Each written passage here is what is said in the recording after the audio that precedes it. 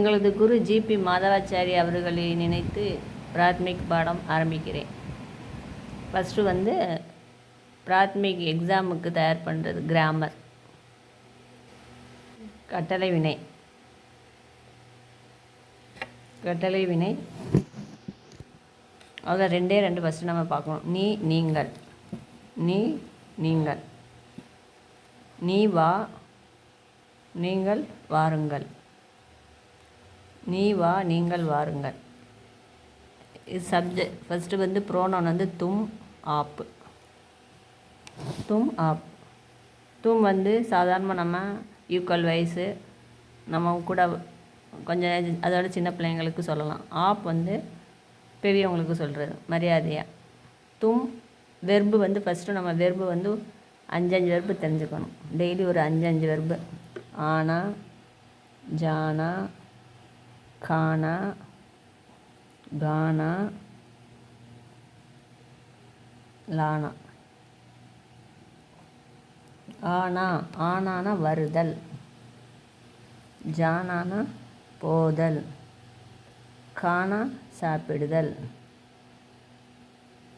Lana கொண்டு வருதல், கானா பாடுதல்.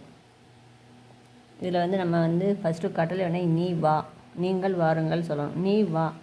இந்த நால வர நாவை எடுத்துட்டு அதுக்கு பதிலாக தும்முக்கு ஓ சேர்க்கணும். ஆ ஓ. ஆப்புக்கு ஆயியே, ஈயே சேர்க்கணும். ஆயியே.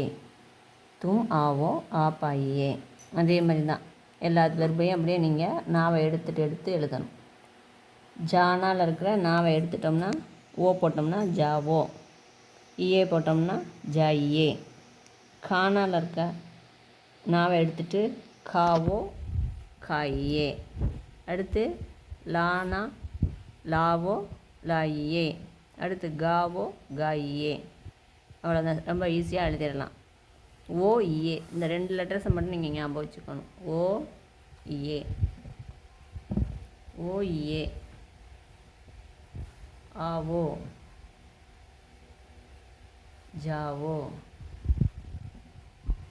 காவோ, காவோ, லாவோ. அதே மாதிரி இது ஆப்புக்கு ஆயியே, ஜாயியே, காயியே,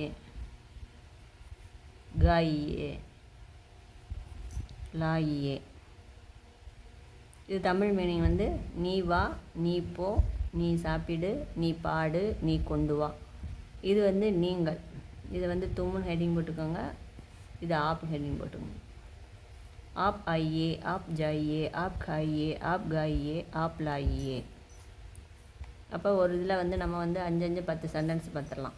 நீ வா, நீ போ, நீ சாப்பிடு, நீ பாடு, நீ கொண்டு வா. நீங்கள் வாருங்கள், நீங்கள் போங்கள், நீங்கள் சாப்பிடுங்கள், நீங்கள் பாடுங்கள், நீங்கள் கொண்டு வாருங்கள்.